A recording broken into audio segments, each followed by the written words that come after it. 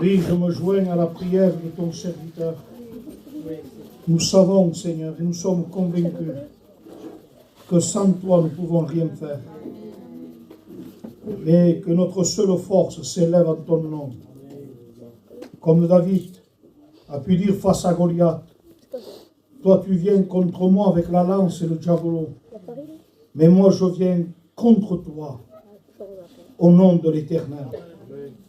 Père, nous voulons nous dresser devant les problèmes, devant les Goliaths, devant les difficultés, devant les attaques, les compréhensions.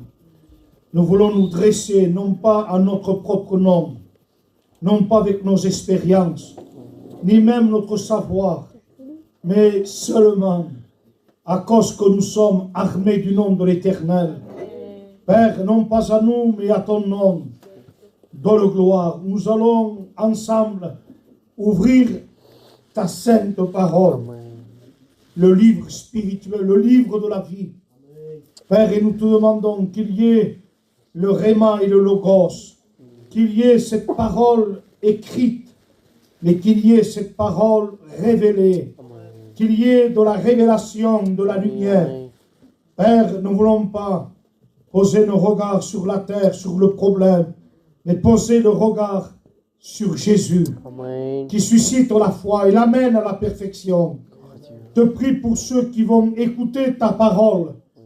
Je te demande de nous accorder une oreille de disciple, une oreille circoncis, afin que ceux qui sont rentrés courbés par les problèmes de la vie, par des mauvaises nouvelles, par, Seigneur, des inquiétudes fortes de la vie, qui viennent trouver ici, près de toi, le secours dont ils en ont besoin.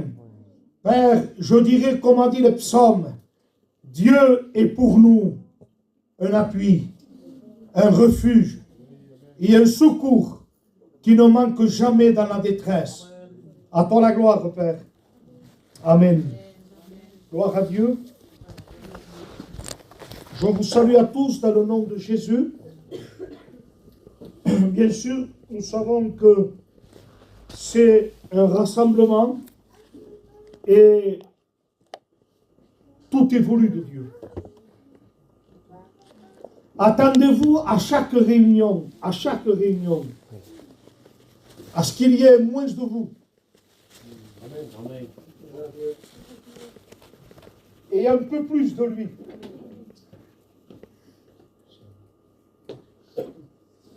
Et un peu plus de lui. Jusqu'à ce que nous puissions arriver. Non plus à dire, Seigneur, un moins de moi et un plus de toi. Mais plus rien de moi. Et tout de toi. Et cette parole est exprimée dans Galates 2:20, ce que dira l'apôtre Paul. C'est le sommet, c'est la perfection terrestre. Ce n'est plus moi. Mais c'est Christ qui vit en moi. Quand on me persécute, ce n'est plus moi qui me défends, ce n'est plus moi qui réagis. Mais c'est Christ qui vit en moi. Alors j'ai le caractère de Christ. Qu'on me fasse du mal, c'est normal. Mais comme ce n'est plus moi qui vis, que c'est Christ, si c'est moi qui vis, j'aurai la monnaie. Mais comme Christ, à la croix, il a dit, Père, pardonne-leur. Si c'est plus moi, si c'est Christ, alors je pardonne. Amen. Galates chapitre 4, verset 15, il dira, pour que j'éprouve de nouveau les douleurs de l'enfantement, jusqu'à ce que Christ soit formé. Colossiens chapitre 2, il dit, comme vous avez reçu, Christ se reçoit. Christ se reçoit. Parler de Christ, ça ne suffit pas. Connaître certaines vérités de la parole de Dieu, ça ne suffit pas. comme vous avez reçu Christ. Christ, avant tout, se reçoit. Galates chapitre 4, verset 15. Et s'il se reçoit, Christ se forme. Et si Christ se forme, Éphésiens, au chapitre 4 et quelques versets 24, il dira, ce n'est pas ainsi que vous avez appris Christ. Christ se reçoit. Christ, ça s'apprend. Et Christ se forme. Où est Christ? Colossiens chapitre 1, verset 26. Christ en nous. Et c'est ça l'espérance de la gloire. Si Christ n'est pas en nous, nos prières, nos sacrifices, nos traditions, notre religion ne nous donnera pas l'espérance un jour de rentrer dans le ciel. Mais Christ en nous, c'est ça qui nous fera rentrer dans le ciel. Alors il dit Christ en nous, l'espérance de la gloire. C'est-à-dire, si Christ est en moi, il n'y a rien qui me fera douter que je serai sauvé. Si Christ est en moi, aucun démon, aucun diable, aucune accusation, aucune déformation, aucune attaque, aucune caverne d'Adulam, aucun désert de Moïse, aucune fournaise, aucune fosse au lion me détruira, m'anéantira, aucune maladie ne me détruira. Si je tombe par terre, si je plie un genou par terre, le fait que Christ est en moi, je me relèverai. Amen. Il dit, nous portons dans des vases de terre, le corps est fragile, le corps est poussière, il doit retourner à la poussière. Il dit, nous portons, il dit, un trésor qui est le Christ en nous, dans des vases de terre. Et quand il dit, on est persécuté, ça c'est le vase de terre qui le ressent. Persécuté. Mais le texte dira combien de trésors à l'intérieur. Il dit, mais non abandonné. Le vase de terre, abattu. Les soucis, les maladies, les incompréhensions, les tracas, problèmes familiaux, problèmes d'argent, problèmes matériels, sans parler problèmes de faux frères, problèmes à tous les niveaux. Et parfois on est abattu. Mais le texte il dit, mais non perdu. Parce que dans le vase, il y a le trésor. Pressé par les soucis, le manque d'argent, l'inquiétude, par les lettres, par les huissiers, partout, par le gendre, par la belle-fille, par le problème du foyer, par le beau-père, par la belle-mère. Pressé. Ça, c'est le vase qui le ressent. Parce que le vase est fragile. Mais le trésor à l'intérieur, il dit, mais non réduit à l'extrémité. On ne peut pas détruire un chrétien. Christ en nous, c'est l'espérance de la gloire. Alléluia. Vous savez, ma fille a passé par un problème. Il avait une arythmie. Et ma fille, donc, il était à l'hôpital, mais il ne voulait pas le docteur, il voulait moi. Quand il y a moi, il est consolé. C'est la présence de Dieu qui ressent. Et à un moment donné, elle a dormi chez moi et elle s'est levée 4-5 heures du matin, toujours avec cette peur.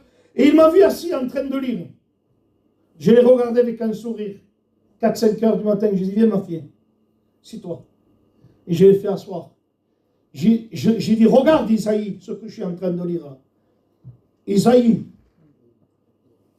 au chapitre 41, verset 10, il dit, ne promène pas des regards inquiets. Pourquoi il dit promener des regards inquiets? Parce que promener, c'est regarder, problème de foyer, regarder, problème d'argent, regarder, problème d'accusation, regarder, problème de déformation, problème de doute, problème d'attaque, et sans parler de la chair. Alors il dit, tu vois tout ça là, il dit, ne promène pas des regards inquiets. Ne regarde pas tout ce qui t'arrive, tout ce qui te font, tout ce que tu ne comprends pas. Ne les promène pas les regards. Il dit, car je suis ton Dieu. Je viens, je te soutiens de ma droite triomphante. Et je voyais ma fille en train de pleurer. C'est la consolation que donnent les Écritures. La consolation, il est appelé dans Abraham le Dieu très haut. Et pour bénir Abraham, il est descendu dans la vallée de Chavé. Abraham se trouvait dans la vallée de Chavé. Et la vallée de Chavé, c'est la vallée la plus basse, la plus basse. Mais c'est là où Melchisedec a béni Abraham. Parce qu'il dit, le Dieu très haut est descendu dans la vallée de Chavé, la plus basse. Je vous dis quelque chose. Il n'y a pas une vallée de Chavé, un problème trop bas, un problème trop grand, des soucis trop profonds, qu'avec le Dieu très haut, que tu ne t'en sortiras pas. Il y a un cantique qui dit aucun problème, peut-être qu'il faut le chanter tout à l'heure, aucun problème n'est trop grand qu'il ne puisse agir. Aucune montagne n'est trop haute qu'il ne puisse sauter. Aucune tempête trop puissante qu'il ne puisse apaiser. Et aucun chagrin trop profond qu'il ne puisse calmer. Dieu est Dieu. Rien ne l'impressionne. Rien ne l'étonne. Il est appelé dans Isaïe au chapitre 5, chapitre 9, verset 5, pardon, il dit, car un enfant nous est né, un fils nous est donné, un bébé nous est donné. C'est le cadeau le plus grand, car Dieu a tant aimé le monde qu'il a donné son fils unique. Et il a donné un bébé, mais oui, mais un bébé, oui, mais qu'est-ce qui se passe? Il faut l'ouvrir, ce cadeau. Il est emballé sous une forme de bébé. Il faut l'ouvrir, ce cadeau. Alors Isaïe chapitre 9, verset 5, il dit, un enfant nous est né, un fils nous est donné. Maintenant, on le déballe. Il y a quoi derrière? Il y a quoi derrière ce bébé? On l'appellera admirable, merveilleux. Mais qui est celui-ci, diront dans l'évangile de Marc? Parce que les disciples paniquent, les disciples ont peur. Parce que la barque est menacée par les vagues, elle est menacée par le vent. Et lui, il dort. Il dort? Oui, il dort. Ça veut dire quoi? S'il dort, ça veut dire que tout va bien. Pourquoi tu t'inquiètes? Et même si les disciples ne l'auraient pas réveillé, je n'aurais pas vu la barque couler, Jésus avec. Même s'il n'aurait pas réveillé. Je ne vois pas la barque couler avec Jésus dedans. C'est nous qu'on panique devant les problèmes. C'est nous qu'on panique devant les problèmes et les Goliaths et les montagnes et les déserts. C'est nous. Mais ils l'ont réveillé. Alors majestueusement, Christ s'est élevé. Il se dresse à des éléments qui n'ont pas d'oreilles. Il se dresse à l'eau et au vent. Les deux éléments les plus puissants qu'on puisse imaginer, l'eau et le vent. Mais quand le Créateur se lève, tout lui obéit. Il dit au vent et à la mer, il parle au vent. Si quelqu'un parle au vent, on lui dit Rasbotch. Parlez pas à l'eau, hein. Parce que ta famille s'inquiéteront de toi. J'imaginais parler, mais il est Dieu. Alors il dit au vent, tais-toi. Il y a des oreilles qui se créent dans le vent, je ne sais pas comment, mais ils ont entendu, boum. Les vagues, silence, comme un chien dressé, boum. Les disciples, mais qui est cet homme? Il parle non pas à des êtres humains, il parle aux éléments, à l'eau et au vent. Et tout lui obéit. Amen. Tout lui obéit. Il dit, il fait tout à merveille. Les sourds entendent, les muets parlent, les aveugles voient, les lépreux sont purifiés, les démons sont chassés, les morts sont ressuscités. Partout où il passe, la grâce ambulante, le pardon est donné. C'est des rayons de grâce qui partent de lui. Une femme a touché le bord de son vêtement, une puissance est sortie de moi. Capernaum, Jérusalem, en Judée, en Galilée, partout où il passait, c'était un cortège de qui? Il a porté la vie. Quand on a voulu le reconnaître, Jean dit, allez lui demander pour savoir si c'est lui. Et Jésus ne dit pas, il dit pas n'importe quoi, pardon Jésus.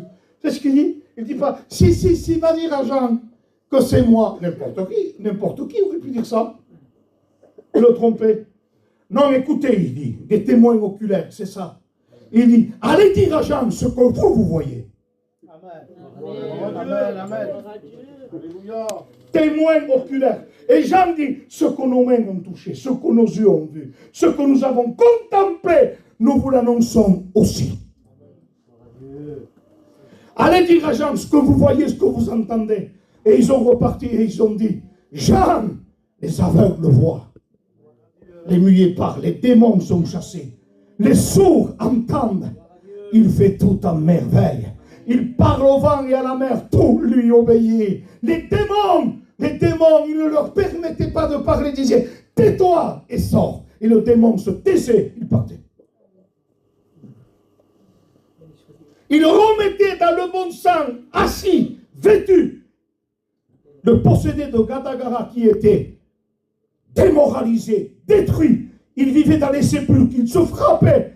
Mais Christ, quand il rentre dans une vie, il apporte la vie, il apporte la consolation, il apporte la paix, il apporte le bonheur, le salut, la vie éternelle.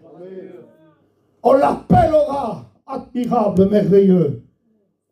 Deuxième nom du cadeau. Père éternel, Dieu tout-puissant. Et qu'est-ce qu'il est dit? Prince de la paix. Amen. Si quelqu'un manque de paix, si le diable a touché ta maison, si le diable t'a fait du mal, avec la famille, avec les enfants, avec ta belle-fille, avec ton beau-fils, si Satan a fait tomber ta fille en dépression, ton fils dans la drogue, et que tu as plus de paix, tu es en train de vivre comme, je ne sais pas, comme un zombie peut-être, mais écoute-moi bien, tu n'en peux plus. Le soir, tu pleures parce que tu n'as plus de paix. La peur, la terreur, la crainte envahit ton cœur. J'ai quelqu'un. Amen. Il y a quelqu'un. Il s'appelle Prince de la paix. Il peut redonner la paix. Pourquoi? Parce qu'il a non pas des solutions, parce qu'il est la solution à tout. Amen. Christ n'est pas un plus, il est tout. Isaïe chapitre 9, verset 5, Prince de la paix. Actes chapitre 3, verset 15. Le prince de la vie. Hébreux chapitre 2, verset 10. Le prince du salut. Prince de la paix, prince de la vie, prince du salut. Amen. Il est le prince. Alléluia. C'est-à-dire, quand il donne le salut, il ne donne pas un peu. Il ne donne pas à moitié. Il est le prince de la vie. Il la donne. Je veux que mes brebis aient la vie et qu'il est en abondance. En abondance. Le salut en abondance. Pourquoi en abondance? Pourquoi en abondance? Parce que dans Tite chapitre 1 verset 11, car la grâce de Dieu, source de salut, elle est une source. La grâce est une source. Mais comment? Parce que dans la marche chrétienne, on a reçu la grâce pour rentrer dans la vie chrétienne, pour rentrer dans le salut. Mais parfois, nos échecs, nos faillances nous font sortir. Mais quand on demande pardon, quand on se repent, la grâce, elle ne s'arrête pas. Elle est une source. Elle nous pardonne et elle nous rétablit. Il nous remet dans le rail et on reprend de nouveau dans la marche du vainqueur. La grâce est une source. Quand on tombe par terre, quand on dit c'est fini, je ne me relèverai plus, j'y arriverai plus, j'en ai marre, je ne veux plus aller à la réunion. La grâce de Dieu, elle coule, elle t'attend, elle coule. Amen. Dès que tu dis pardon, le robinet déclenche dans ta vie. L'eau redevient en toi une source qui jaillit de salut, de joie, de consolation. Amen. Il y a une bonne nouvelle ce soir. C'est le prince de la vie. Amen. Il ne change pas, il est toujours le même.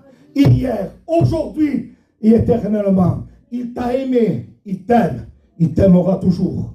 Il t'a pardonné, il pardonne, il pardonnera toujours. Mais seulement, reconnais ton iniquité.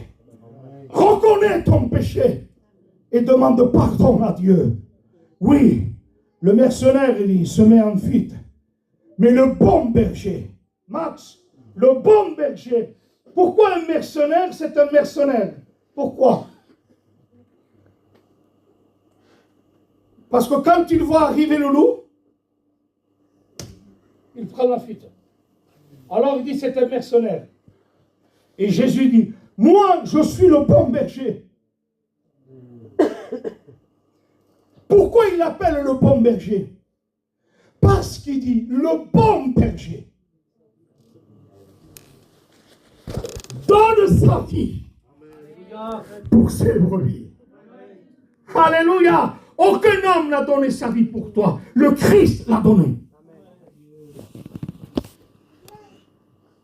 Jean chapitre 10, il est le bon berger. Hébreux chapitre 13, verset 20. Dieu le Père a ramené d'entre les morts le grand berger. 1 Pierre chapitre 5, verset 4. Il est appelé, lorsque le souverain berger apparaîtra, vous obtiendrez la couronne incorruptible. Jean 10, le bon. Hébreux 13, le grand. Et 1 Pierre 5, le souverain berger. Alléluia. Et Max, c'est qui? Max, c'est le sous-berger. Toi, c'est le sous-berger. Et lui, 1 Pierre 5, il n'est pas le sous. Lui, il est le souverain berger. Alléluia. Max, c'est un pasteur, c'est tout. Toi, c'est un pasteur, c'est tout. Les frères, c'est des serviteurs, c'est tout. Mais lui, qui il est le grand berger. Le souverain berger. Alléluia. Oui, c'est de lui que vous avez reçu grâce sur grâce. Et le texte, il dit, il a béni Abraham dans la vallée de Chavé, c'est-à-dire la vallée la plus basse. Mais comme il est appelé le Dieu très haut, le Dieu très haut sait descendre dans nos vallées. J'ai lu dans Deutéronome chapitre 8 que ceux qui prient, qui lient, qui sont en communion avec Dieu sont dans les montagnes. Ceux qui se confient en l'Éternel sont comme les montagnes de Sion et Psaume 125. La montagne est l'image de la prière, l'image du jeûne, l'image de la spiritualité, de la force, du vainqueur. Et qu'est-ce qu'il y a en haut de la montagne? Lisez le Deutéronome. Dieu a mis des lacs, des sources et des ruisseaux d'eau en haut de la montagne. Pour ceux qui se tiennent là-haut dans la communion. Frères et sœurs, ceux qui se tiennent dans la prière, dans la communion, Dieu vous a préparé pour vous des cours d'eau, des lacs et des sources. Amen. Alors tenons-nous dans la prière. Mais maintenant, pour ceux qui sont faibles, pour ceux qui ne sont pas forts, et qui parfois se trouvent dans la vallée de Chavé, la vallée de l'ombre de la mort, la vallée de, comme on dit dans Psaume 84, lorsqu'il traverse la vallée de Baca, vallée de pleurs, vallée d'inquiétude, vallée de désert, qu'est-ce qu'il y a là pour eux? Eh bien, lisez bien. Comme dans les montagnes, il y a des lacs et des sources et des ruisseaux d'eau, Dieu a mis dans la vallée ceux qui sont en bas. La même source, les mêmes ruisseaux et le même cours d'eau qu'en haut. Alléluia. Ça veut dire qu'il aime un amour d'approbation ceux qui se tiennent en haut de la montagne, mais il continue d'aimer même ceux qui tombent dans les vallées, ceux qui se trouvent dans les problèmes. Il leur a donné aussi une source, un lac et des cours d'eau. Il a pensé à bénir ceux qui sont dans les hauteurs, mais il bénit aussi même celui qui est dans la vallée. Celui qui passe par une souffrance, celui qui passe par un désert, celui qui passe par une caverne pour une fournaise. Y a-t-il quelqu'un qui souffre ce soir? Y a-t-il quelqu'un qui a une cicatrice dans son cœur? Quelqu'un qui veut abandonner? Quelqu'un qui dit je ne comprends plus. J'arrive pas à comprendre. D'autres disent ça fait des années que c'est comme ça. Ça ne change pas. Ça ne change pas. Mais Dieu t'a donné cette réunion ce soir pour t'ouvrir les yeux. Qu'il y a pour toi dans ta souffrance, dans ton combat, dans ta difficulté, il y a une source. Amen. Amen. Il y a une source. Il y a pour toi encore des cours d'eau. Et il veut te désaltérer. Alléluia. Si tu bois encore de cette eau de la religion, de système d'hommes, de 3 réunions par jour et 3 réunions par semaine, pardon, et ne pas se contenter d'un contact avec Dieu. Écoutez-moi bien.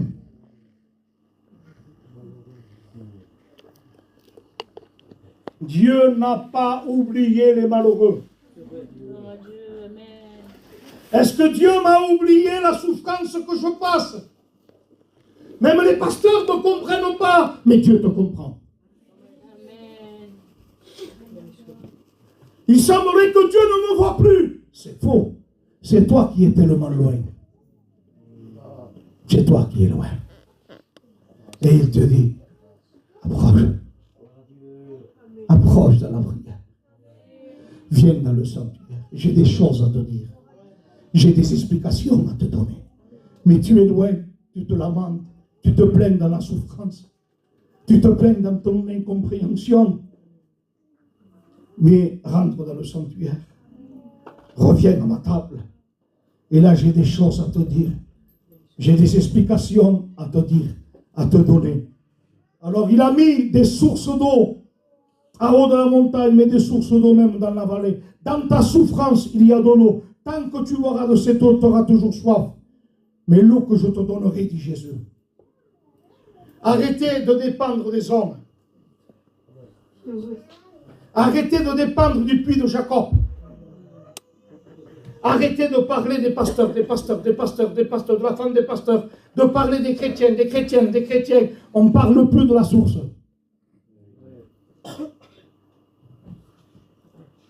Les églises sèchent parce qu'ils se sont déconnectés de la source. La prière est ce fil métallique qui nous branche à la source et qu'on reçoit l'énergie du ciel. Les talents, les dons, les places, les fonctions, ça ne sert à rien si nous sommes débranchés à la source. Chanter, bien prêcher, être vaillant, faire des œuvres, et nous restons débranchés à la source. Où est la communion? Priez sans cesse. Veillez et priez afin que vous ne tombiez pas dans la tentation. Le reproche à Pierre, Pierre, tu n'as pas pu veiller 1 heure avec moi. Où est la prière? Ah, la prédication. Ah, les cantiques. Ah, les témoignages. Ah, les titres, les places, la sono, les chaises, la trésorerie, le diacre, le président, le vice-président. Où est Jésus dans tout ça? Où est le contact avec Dieu? Veillez et priez. Un chrétien sans prière, c'est un chrétien vaincu. Mampiol disait, quand un chrétien prie, il rentre dans sa liberté. Comme un poisson qui rentre dans l'eau. Pourquoi Jean 15, il dit, si vous demeurez en moi, demeurez, restez continuellement, ne sortez pas de la communion. Demeurez en moi et que mes paroles demeurent en vous. Demandez ce que vous voudrez. C'est ainsi que vous porterez du fruit. C'est ainsi que mon Père sera glorifié. C'est ainsi que vous serez reconnus comme mes disciples. Mais il dit, demeurez. Restez. Ne sortez pas. Sortez pas de la prière. Si vous arrêtez de prier, voyez ce qu'il dit. Veillez et priez afin que vous ne tombiez pas dans la tentation. Alors si Jésus dit que vous tomberez, c'est qu'on tombera. Et ne faisons pas comme la peur, comme Pierre. Tu vas me renier, il dit. Hein? Moi, à mourir. Bien, tu ne sais pas ce que tu dis. Si le maître a dit que tu vas le renier, c'est que tu vas le renier. S'il aurait reconnu, peut-être qu'il serait sorti. Je vais te renier, alors je vais faire attention. Je vais te renier, tu m'as averti. Mais lui, l'avertissement, c'est Jésus qui se trompe. Moi, te renier? Non. À mourir avec toi. Il dit, Pierre, non seulement je suis capable de te dire que tu vas me renier, mais je vais te dire le moment, la minute, le jour, l'heure que tu vas me renier. Au moment où le coq chantera. Non seulement je te dis que tu vas me renier, mais je vais te dire l'heure que tu vas me renier, quand le coq chantera. Si lui dit tu tomberas, toi ne dis pas non. Et pourtant on ne prie pas. Pourtant on manque de prière. On a besoin de revenir à la source. On a besoin de retrouver ce contact. Dieu qui est fidèle. 1 Corinthiens chapitre 1 verset 9. Il nous a appelés avant le ministère Max. Avant d'être un diacre, avant d'être un pasteur, avant d'être un je ne sais pas quoi. Dieu nous a appelés à la communion de son Fils. Quand on prie, la prière nous fait triompher de ce qui triomphe de nous. La prière envahit l'impossible. La prière nous rend vainqueurs dans le monde des esprits. Parce qu'il y a des esprits méchants qui veulent nous souiller. Des esprits méchants qui veulent nous donner de mauvaises pensées. Le doute, la peur, la crainte. Tu n'arriveras pas. Tu tomberas. Tu n'arriveras pas. Tu tomberas. Tu tomberas. Dieu me dit là, insiste sur ça. Parce que c'est ce que le diable dit à quelqu'un. Tu tomberas, tu ne tiendras pas. Tu tomberas, tu ne tiendras pas. Et qu'est-ce que je lui dis, Seigneur? Dis-lui parce qu'il entend ça souvent. Et qu'est-ce que je lui dis? Dis-y que je le soutiens de ma droite triomphante. Dis-y que je le soutiens. Il tiendra. Mais qu'il me laisse le tenir. Qu'il me laisse le garder. Et se laisser garder, c'est se tenir à ses pieds. Ne cherchons pas l'activité. Ne cherchons pas des places et des fonctions. Cherchons l'intimité. L'intimité. Ça, c'est la force. Parce que le diable, aujourd'hui, veut changer la sainteté en apparence. La vérité en compromis. La puissance par une religion sans vie. Car la foi sans sainteté est un mensonge. La grâce sans transformation, c'est du théâtre. Et une église sans renoncement, c'est un cirque. Luc chapitre 9, verset 23. Si quelqu'un, si un foyer, si une église veut me suivre, qu'il renonce à lui-même. Il y a des choses auxquelles il faut renoncer. Il y a un prix à payer. Mais c'est quoi cet évangile sans effort? Cet évangile de légèreté, où tout est permis? Non. 2 Corinthiens, chapitre 6, verset 17. Quel rapport y a-t-il entre Christ et Bélial, les ténèbres et la lumière, le monde et l'Église, le fidèle et l'infidèle? Il n'y a pas de rapport, il n'y a rien. Le temple de Dieu et les idoles, il n'y a pas de rapport. Il dit, sortez! Église de Dieu, sortez du milieu d'eux. Ne ressemblez pas à des païens dans les mariages. Ne ressemblez pas à des païens dans les disputes, dans les comportements, dans les actions, dans les affaires. Ne trichez pas, ne trompez pas.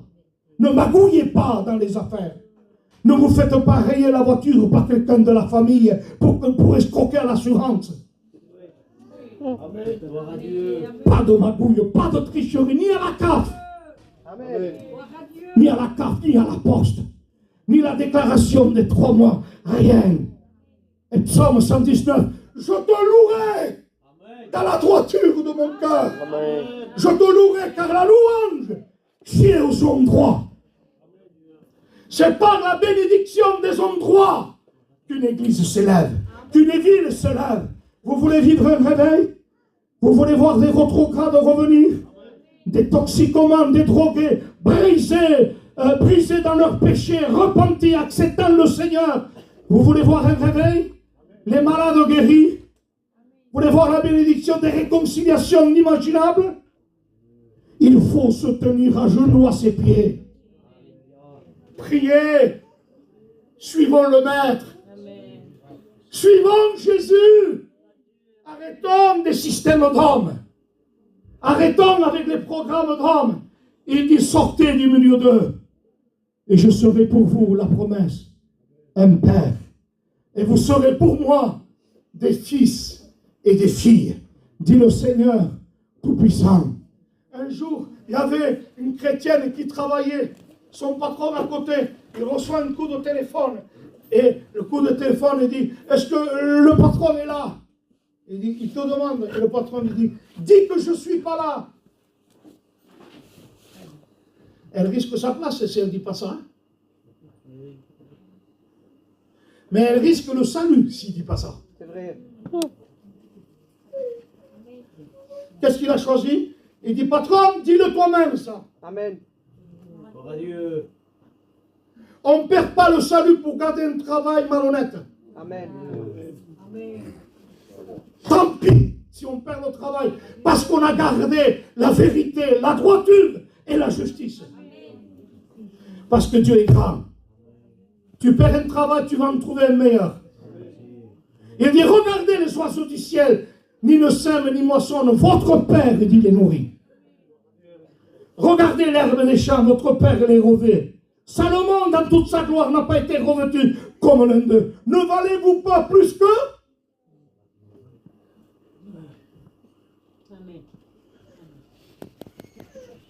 Hébreux chapitre 13, il dit, le Seigneur est mon aide. Ne vous inquiétez de rien. Chaque jour suffit sa peine. Le lendemain aura soin de lui-même.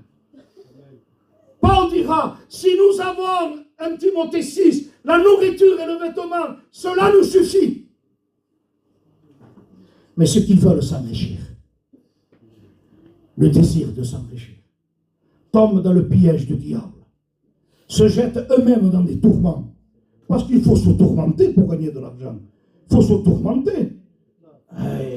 Et quand on en a beaucoup, on se tourmente quand même. Peut-être qu'ils me les prendront. Ou il faut que je les mette. Et si je meurs, qui c'est qui les prendra? Ils vont se diviser, la famille. Mes enfants, ils vont se tuer à cause de cette pourriture. Cet argent rouillé. C'est des tourments, l'argent. Et si je le mets au nom de ma femme, il y a à boire, à manger. Et mon fils, je ne sais pas, avec la femme qu'il a.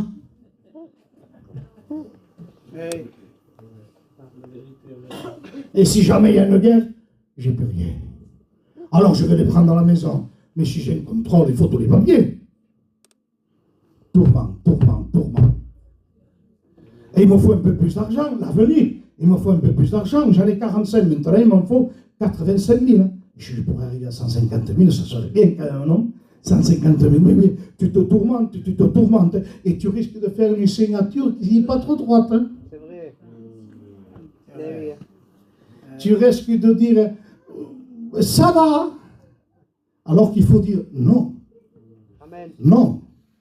Que ton non soit non, que ton oui soit oui. Ce qu'on ajoute, dit Jésus, vient du diable. On ne triche pas, on ne ment pas. Amen. Vous êtes la lumière du monde, alors éclairée. Vous êtes le sel, donnez du goût. Ne ressemble pas la païenne quand il cherche à s'arranger, à faire le luxe avec son sac dernier cri. Ne cherche pas à ressembler à elle. Cherche à ressembler Yochebed, la mère de Moïse. Les chrétiennes ne convoitez pas les habillements des païennes. Vous avez là un magasin, comment s'habiller. Amen. 1 Pierre chapitre 3. Ayez non cette parure extérieure qui consiste dans les cheveux tressés, des ornements d'or. C'est un peu actuel ce que je veux dire. Hein?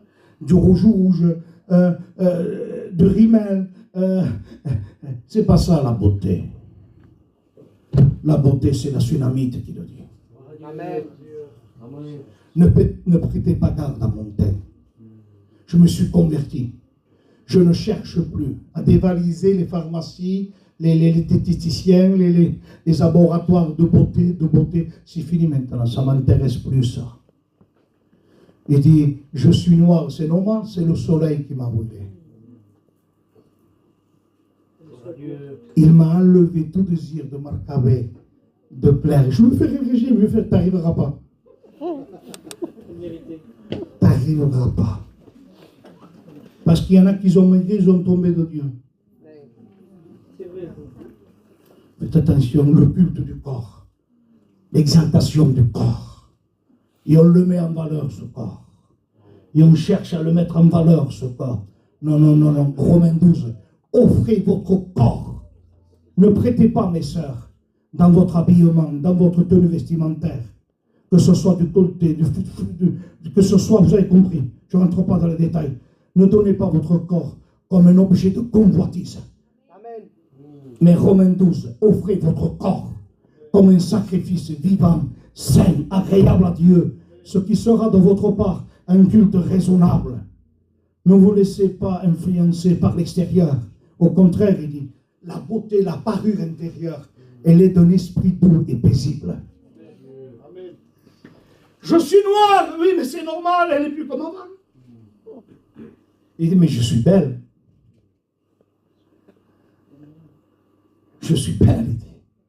La vraie beauté. C'est ce que dit Proverbe. Un anneau en or à l'oreille de ma fille. Un anneau en or, il dit, on est d'un cochon.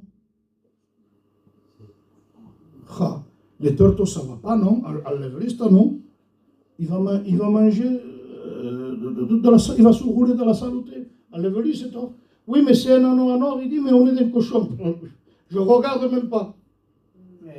Une femme belle, mais dépourvue d'intelligence, dépourvue de spiritualité. Sa beauté, c'est un anneau en or, mais pardonnez-moi de vous dire ça, je ne suis pas plus sage que la Bible. La beauté, c'est l'anneau en or. Mais la femme qui ne marche pas avec Dieu, la femme qui n'est pas brisée, la femme qui n'a pas l'intérieur de femme de Dieu, mauvais caractère, parlement, sous-douce-poute. La machine, elle casse, elle veut briser son foyer. T'es déchiré, je te quitte. Tu veux me quitter pour une machine à laver? Tu veux me quitter parce que je n'ai pas été travaillé? Tu veux me quitter parce que tu veux sur ça 400 €? Si nous avons la nourriture et le vêtement, voilà l'esprit chrétien. L'esprit chrétien. Si nous avons la nourriture et le vêtement, cela nous suffit. Ceux qui cherchent à s'enrichir vont tomber dans les pièges du diable. Chrétiens, chrétiennes. Voilà ce que dit l'apôtre Paul. Philippiens 4, j'ai appris à être content dans l'état où je me trouve. Je sais vivre dans l'abondance. J'ai beaucoup. Je ne m'en oublie pas. C'est par ta grâce, c'est par ta grâce. Et je sais vivre dans la disette. Oh, j'ai rien. On divorce? Non. Oh, j'ai du mal à arrondir la fin du mois. On fait une fausse pension? Non. Je sais vivre dans l'abondance et je sais rester humble dans l'abondance, mais je sais aussi rester droit quand j'ai peu d'argent. Je fais confiance à Dieu. Je fais que Dieu pourvoira. Mon Dieu pourvoira. Dieu pourvoit, les frères. Dieu pourvoit. Les inconvertis, ce qu'ils disent, si je me convertis, j'aurai plus d'argent. Mais je ne comprends pas. Quand tu es païen, tu es mince. Et quand tu te convertis, tu deviens gros. En général. C'est que ça mange beaucoup. Et on a un problème à faire le régime et tout. Ah, on manque de rien. Si quelqu'un se plaint, il dit qu'il se plaigne de ses péchés. Salomon, dans toute la richesse qu'il a eue, c'est ce qu'a fait comme prière. Ne me donne pas de la richesse, j'ai peur d'être orgueilleux. Ne me donne pas de la pauvreté, j'ai peur de dérober. Seigneur, donne-moi mon pain quotidien. Ça, c'est chrétien. Je veux gagner ma journée. Je voudrais faire une affaire de 3 000 euros. 3 000 euros. Tu cette envie. Donne-moi mon pain quotidien, Seigneur. Amen. Je veux mon pain quotidien. Amen. Que Dieu vous bénisse. On chante un cantique. On chante un cantique. Voilà, j'ai suivi la donnée de l'Esprit. Amen. Hein? Gloire à Dieu. Que Dieu vous bénisse. Tu pries, frère? De la gloire, Seigneur. Mais nous voulons te bénir.